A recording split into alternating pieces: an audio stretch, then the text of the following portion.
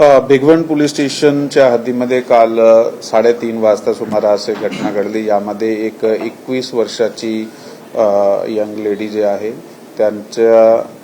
त्यांना दोन तरुण जे आहे ज्याचा वयवर्ष 22 ते 24 वयोगट आहे आणि ते त्यांना सोबत घेऊन गेले।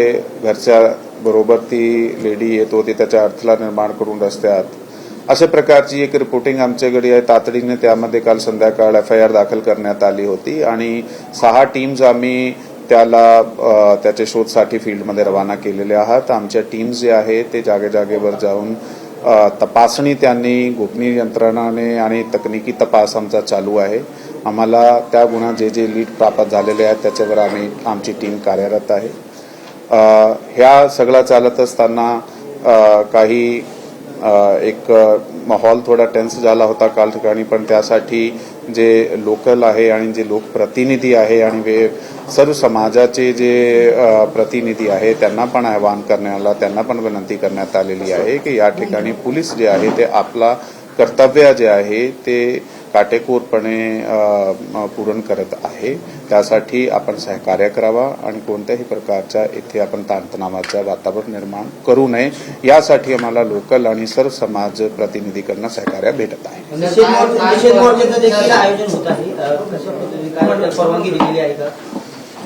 आमच्याकडून कोणत्याही प्रकारच्या परवानगी देण्यात आलेला नाहीये। उलट आम्ही सर्व जे प्रतिनिधीत आहात सर्व कम्युनिटीजचे सर्व समाजाच्या त्यांच्याबरोबर आम्ही त्यांना आवाहन केलेलं आहे आणि त्यांच्याकडून आम्हाला योग्य सहकार्य भेटत आहे। सर, कालपासून आरोपी सापडत नाही, त्याच्यामुळे हे सगळं तणाव वाढतोय। पोलिसांचाही मोठा शहरात बंदोबस्त आहे सकाळपासून आणि यामध्ये सत्ताधारी 2 आमदार आहेत जे संग्राम जगताप आणि पडळकर जे ठाम आहेत की आम्ही जन आक्रोश मोर्चा करणार।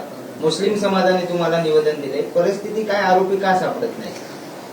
जसं मी आपल्याला सांगितलेलं आहे की आमच्या टीम फील्डमध्ये कार्यरत आहे। ते एका गाडीमध्ये ज्या ठिकाणी गेले आहे त्याचा आम्ही फॉलोअपमध्ये आहात। तकनिकी लीड्स आमच्याकडे आहात आणि त्याला सापडण्यासाठी जेवढा वेळ आता लागत आहे त्याला कसा 100% अजून चांगला गुणवत्तापूर्वक तपास करून आम्ही त्याचा सापळा रचून त्यांना घेऊ ताब्यात, त्यासाठी आमची टीम लागलो आहे। आता तुम्ही जे प्रश्न उत्पन्न केला आहे की अशा प्रकारच्या जनाक्रोश मार्चा बाबतचे काही ठिकाणी आपल्याला माहिती मिळाली आहे, त्यासाठी मी अगोदरही सांगितलेलं आहे की आमच्या सर्व समाज प्रतिनिधीशी बोलणं झालेलं आहे की आपण आमचं सहकार्य करा आणि जे पोलीस आहे ते योग्य पद्धतीने तपास त्याचा चालू आहे आणि लवकर जे आहे हे लोक आपल्याला सापडणार आणि कायदेशीर त्याच्याविरुद्ध कारवाई होणार आहे आणि अशा प्रकारचं सहकार्य आम्हाला भेटत आहे। तुम्ही त्यांच्या कुटुंबियांनी तुमची आता भेट दिली, तुम्ही चर्चा त्यांची काय मागणी आहे? सगळं तणावग्रस्त परिस्थिती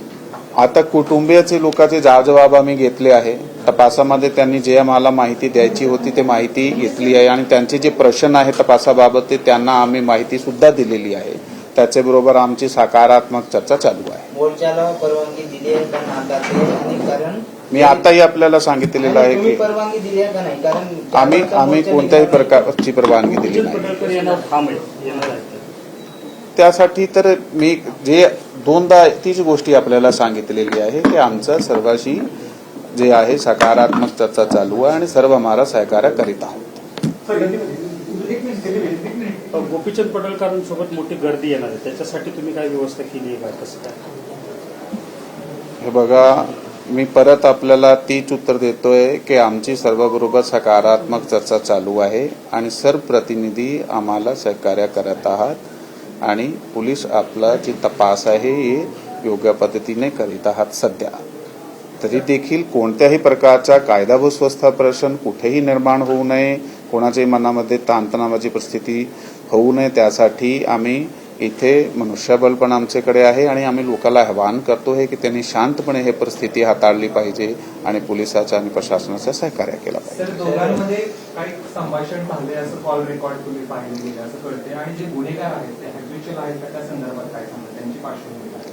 सध्या आमच्याकडे ऑन रेकॉर्ड गुन्हेगाराची पार्श्वभूमीचा उल्लेख कुठे नाहीये, परंतु जे आपण काही तकनिकी पुरावे जे एकामेकाच्या संपर्कात राहणाऱ्याचे आहे त्याबाबत मी आता आपल्याला एक्सपर्ट कमेंट देऊ शकत नाहीये। त्याच्याबाबत सुद्धा आमचा तपास चालू आहे की त्यांचा आपसात जरी ओळख होती किंवा आपसात कॉन्टॅक्ट होत होता, त्याबाबतचा पुढील तपास आमचा चालू आहे. साधारणपणे पोलिसांनी आतापर्यंत कशा पद्धतीने ट्रॅकिंग केलेलं आहे त्या संदर्भात काय सांगा? कुठल्या दिशेने गेले असतील?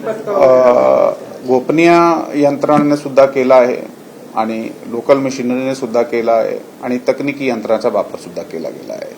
कधीपर्यंत कधीपर्यंत हे आरोपी सापडण्याची शक्यता आहे? कारण आरोपी लवकर ते लवकर ताब्यात येईल. सर, उद्या शिवजयंती आहे आणि त्या पार्श्वभूमीवर हे असं होतंय, त्याला थोडंसं धार्मिक रंग दिला जातो. त्यासाठी आम्ही सर्वांना आवाहन केलं आहे आणि ते प्रत्येकाला आम्ही भेटून हे समजून सांगितलेलं आहे की नेमका गुन्ह्याचा स्वरूप काय आहे, त्याचे तपास काय काय झालेला आहे, पोलीस यंत्रणा कशा प्रकारे काम करते, हे सगळी माहिती आम्ही वेळोवेळी काल रात्रीपासून सर्वांना देत आहोत आणि ती समजून पण घेतला गेला आहे आणि त्याच्यात आम्हाला सहकार्य पण भेटत आहे सर्वांचा. सर, पडळकर म्हणाले मी मुख्यमंत्र्यांशी बोललोय, ते तुमच्या वरिष्ठ सगळ्या अधिकाऱ्यांशी सुद्धा बोललेले आहेत.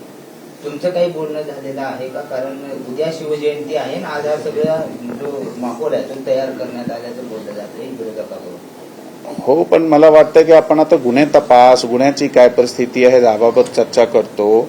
हा फोन किती आले काय हे काही इंटरनल आमचे कम्युनिकेशन सगळे असतात, पण मला असं वाटते की सर्व गोष्टीवर कमेंट करणे सध्या योग्य नाहीये.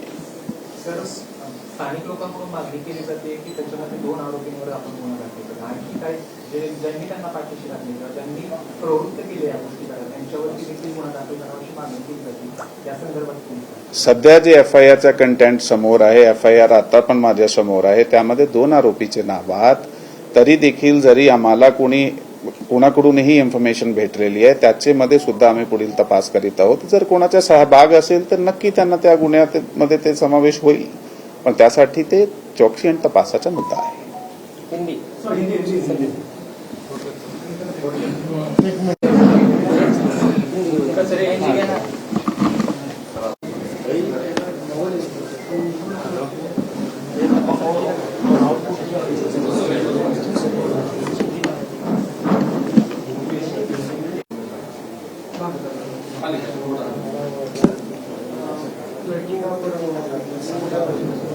नमस्कार.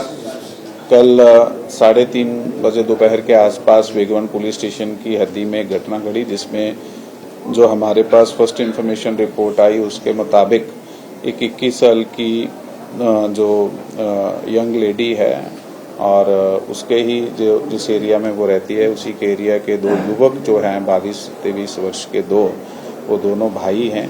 वो जब ये फैमिली मार्केट से घर आ रही थी तो घर से थोड़ा दूर उन्होंने उनके रास्ते में रोका और लड़की को साथ लेके एक 4 व्हीलर में लेके आगे गए, जो एक छोटा हाथी नाम का दोस्त नाम का एक व्हीकल है. तो इमीडिएटली पुलिस स्टेशन में ये मुकदमा दर्ज किया गया. मुकदमा दर्ज करने के बाद हमने अपनी टीम्स जो हैं हर दिशा में भेजी और हमारी टीम्स ने इस केस में कुछ तकनीकी लीड्स निकालने के बाद आगे इन लोगों को हिरासत में लेने के लिए टीम फील्ड में कार्यरत है. जी, देखिए हमारी टीम तो बेस्ट एफर्ट में लगी हुई है और जल्दी से जल्दी ये हमारी हिरासत में आ जाएंगे.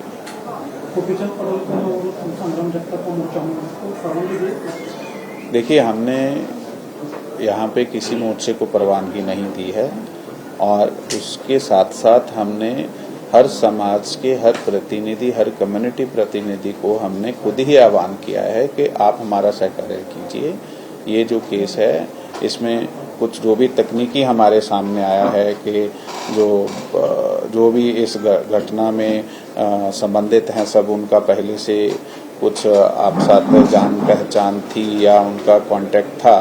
तो ये सारी चीज में हम तकनीकी और डिटेल में डीप तपास कर रहे हैं. तो एक बार वो हमारी हिरासत में आएंगे तो सारा मामला हमारे सामने आ जाएगा और तान तनाव की स्थिति थोड़ी तैयार होती है ऐसे मामलों में, बट उस चीज को मुझे लगता है कि सबकी सामाजिक जवाबदारी है हमारी कि कायदा व सुव्यवस्था और शांतता बनाए रखें और उसके लिए हमने सबको आह्वान किया है और हमें सब तरफ से सहकार्य मिल रहा है. तकनीकी जो तपास है, हमारा टेक्निकल इन्वेस्टिगेशन है, वो यूज़ कर रहे हैं हर तरह का, और उसके साथ साथ जो हमारा गोपनीय यंत्रणा रहते हैं उसका भी हम यूज़ कर रहे हैं इसमें।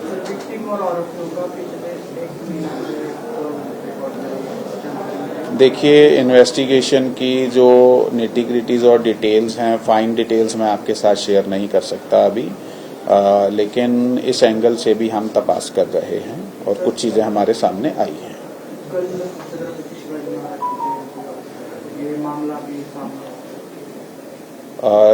देखिए, वहाँ कल जो उत्सव होने वाला है तो उत्सव तो उतने उत्साह से ही मनाया जाएगा, इसलिए पुलिस जो है हर जगह पे जो बंदोबस्त कर रही है उसके लिए पुलिस तैनात है, और ये जो है ये भी हमारी जॉब है, इसके लिए भी पुलिस हमने तैनात की है और इन्वेस्टिगेशन टीम फील्ड में काम कर रही है, तो उसमें कोई दिक्कत नहीं होगी। Thank you. जय हिंद।